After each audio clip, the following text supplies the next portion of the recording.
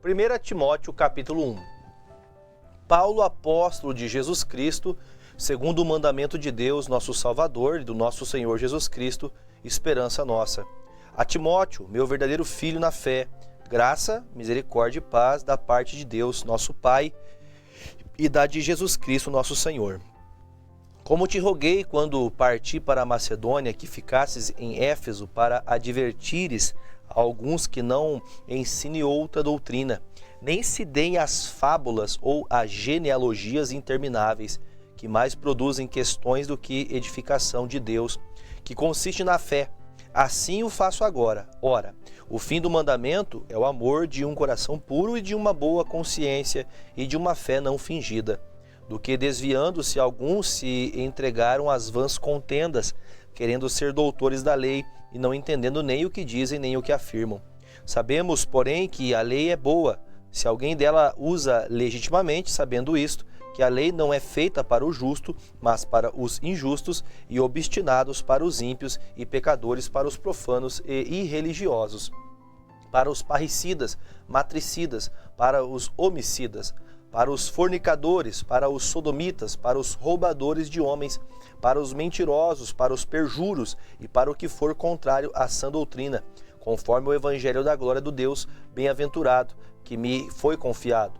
E dou graças ao que me tem confortado a Cristo Jesus, Senhor nosso, porque me teve por fiel, pondo-me no ministério. A mim, que me dantes fui blasfemo e perseguidor e opressor, mas alcancei misericórdia, porque eu fiz ignorantemente, na incredulidade.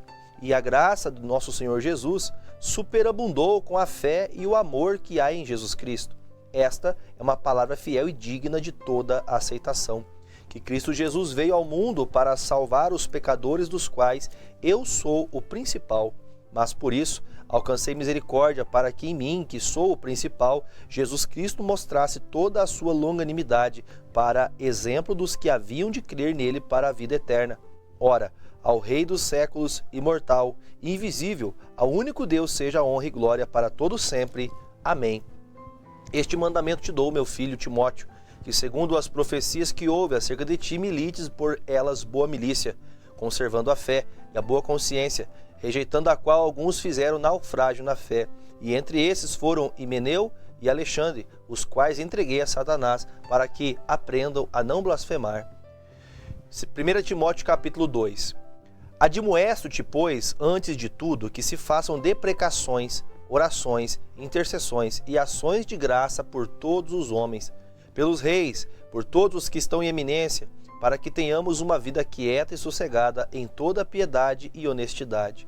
Porque isto é bom e agradável diante de Deus, nosso Salvador, que quer que todos os homens salvem e venham ao conhecimento da verdade.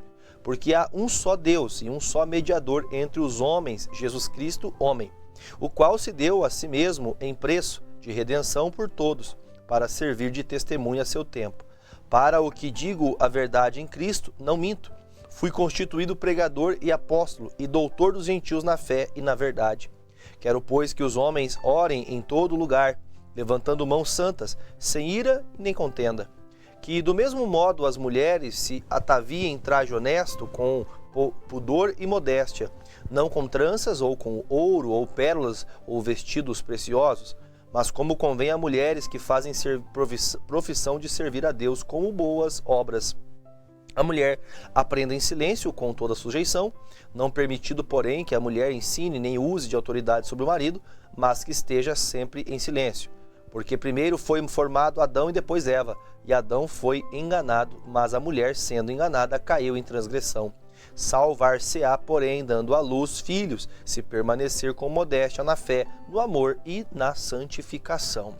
1 Timóteo capítulo 3. Esta é uma palavra fiel. Se alguém deseja o episcopado, excelente obra deseja. Convém, pois, que o bispo seja irrepreensível, marido de uma mulher vigilante, sóbrio, honesto, hospitaleiro, apto para ensinar, não dado ao vinho, não espancador, não cobiçoso de torpe ganância, mas moderado, não contencioso e não avarento, que governe bem a sua própria casa, tendo seus filhos em sujeição com toda a modéstia. Porque se alguém não sabe governar a sua própria casa, terá cuidado da igreja de Deus? Não neófito, para que, ensoberbecendo-se, não caia na condenação do diabo. Convém também que tenham bom testemunho dos que estão de fora, para que não caiam em afronta e no laço do diabo. Da mesma sorte, os diáconos sejam honestos, não de língua dobre, não dados ao muito vinho, não cobiçosos à torpe ganância, guardando o ministério da fé e uma pura consciência. E também estes, sejam primeiro provados, depois sirvam se forem irrepreensíveis. Da mesma forma, da mesma sorte, as mulheres sejam honestas, não maldizentes, sóbrias e fiéis em tudo.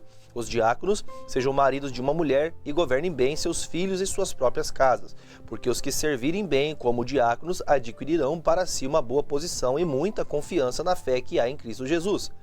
Escrevo-te essas coisas esperando ir ver-te bem depressa, mas, se tardar, para que saibas como convém andar na casa de Deus, que é a igreja do Deus vivo, a coluna firmeza da verdade. E, sem dúvida alguma, grande é o ministério da piedade. Aquele que se manifestou em carne foi justificado em espírito, visto dos anjos, pregado aos gentios, crido no mundo e recebido na glória.